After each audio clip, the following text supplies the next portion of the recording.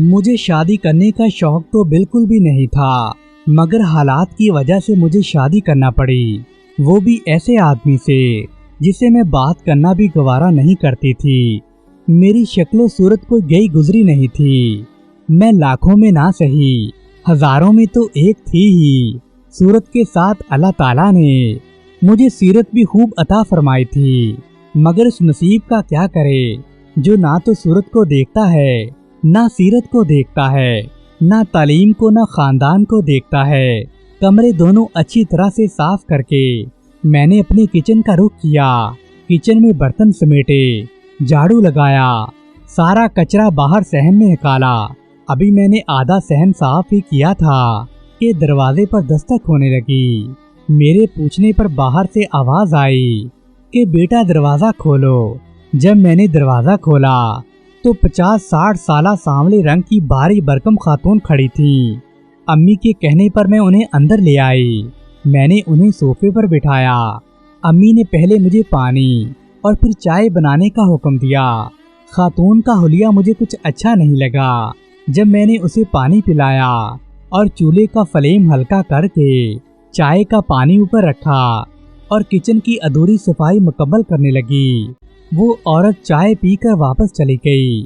میری امی دوبارہ رسالہ پڑھنے میں مصروف ہو گئیں، میں بھی کھانا بنانے میں لگ گئی۔ اس طرح تقریباً ہفتہ 10 دن گزر گئے۔ ایک دن وہ عورت پھر سے آ دھمکی۔ اس دن میں نے جانا کہ وہ عورت چلتی پھرتی میرج بیورو تھی۔ گویا میری شادی نہ ہونا اتنا بڑا مسئلہ اور بوجھ بن چکا تھا، جس سے چھٹکارا پانے کے لیے میرے گھر والوں نے رشتہ کروانے والی سے بات کی تھی۔ ایک کے بعد ایک میرے خواب ٹوٹے۔ سکے رشتوں کی صورت میں رشتے آتے رہے، ان کو میں ریجیکٹ کرتی رہی۔ میں نے گھر کی گھٹن سے تنگ آ کر ایک چھوٹی سی فرم میں ملازمت بھی کر لی۔ میں اپنا کما رہی تھی اور اپنا کھا رہی تھی۔ بھابھیوں کی شکل میں 2 جوان صحت مند عورتیں گھر میں موجود تھیں، مگر ان دونوں کے ہونے کے باوجود سارے گھر کا کام مجھے ہی کرنا پڑتا تھا۔ اس پر بھی 2 روٹیوں کا احسان مجھے جتلاتی رہتی تھیں۔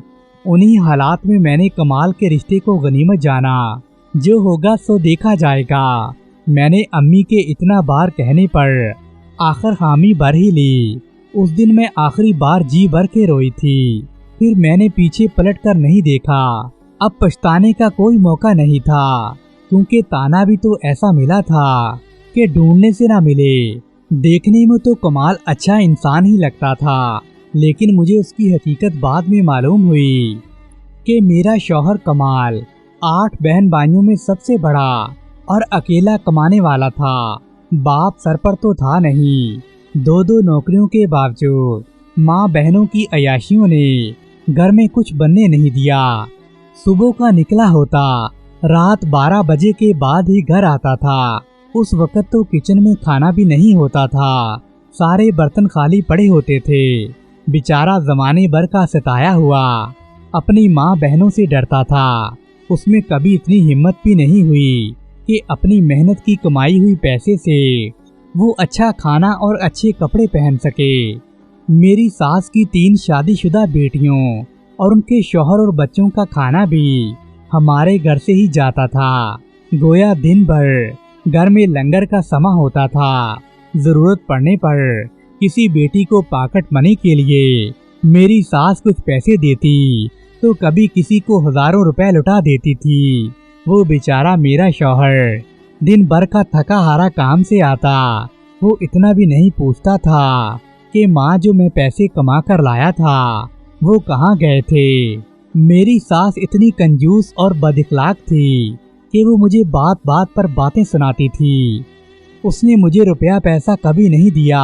مجھے کبھی کسی ضرورت کے لیے 50 روپے مانگنے پڑتے تو وہ بھی یہ کہہ دیتی تھی کہ اپنے خاوند سے کیوں نہیں لیتی۔ جب میں اپنے خاوند سے کہتی تو وہ کہتا کہ میں سارے مہینے کی تنخواہ اپنی ماں کے ہاتھ پر رکھ دیتا ہوں، تم انہی سے لے لیا کرو۔ دوستو، ایسے ہی حالات میں مجھے 3 سال کا عرصہ گزر گیا۔ ان 3 سالوں میں 2 بچوں کی ماں بن گئی۔ وہ دونوں بیٹیاں مجھ پر ہی گئی تھیں۔ بڑی معصوم اور سیدھی سادی بیٹیاں تھیں۔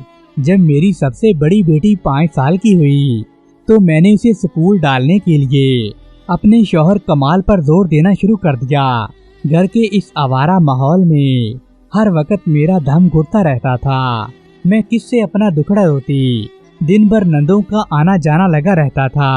میں اپنے ہی گھر میں اپنے آپ کو غیر محفوظ تصور کرتی تھی، بیٹیوں کے ساتھ ہمیشہ کمرے میں بند رہتی۔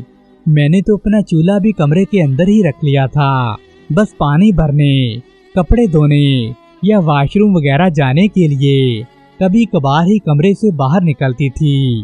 میرے سب سے بڑی بیٹی کو بہت تیز بخار تھا۔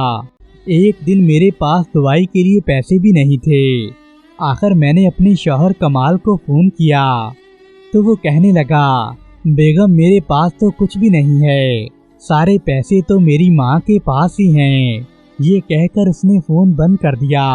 میری بیٹی کو اتنی الٹیاں آ رہی تھیں، وہ شدید بخار میں مبتلا تھی۔ اپنی سگی پوتی کو الٹیاں کرتے دیکھ کر میری ساس نے ناک پر کپڑا رکھا اور میری بیٹی کے قریب سے گزر گئی۔ اس نے یہ بھی نہیں پوچھا کہ بیٹی تمہیں کیا ہوا ہے، اتنی الٹیاں کیوں ہو رہی ہیں؟ ہمارا پورا بستر گیلا ہو چکا تھا، میرے پاس کوئی دوسرا بستر بھی نہیں تھا۔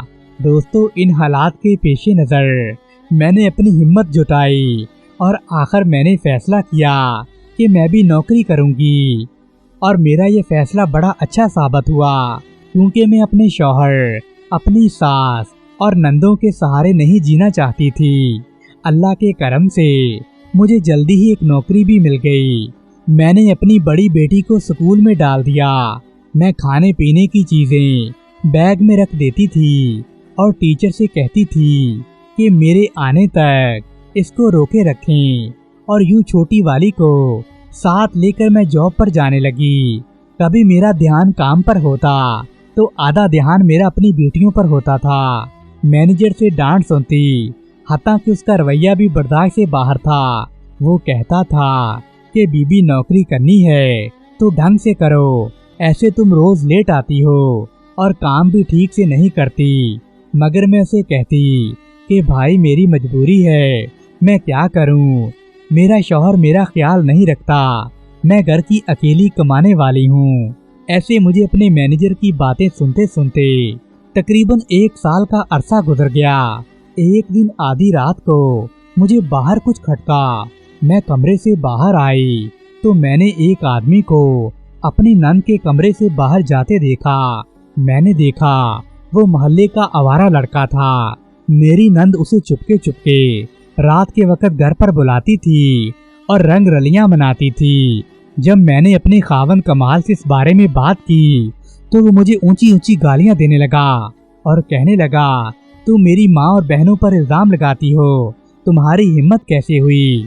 اب تم اپنا کمانے لگی ہو تو تمہارے جو جی میں آئے گا تم کیا وہ کہو گی؟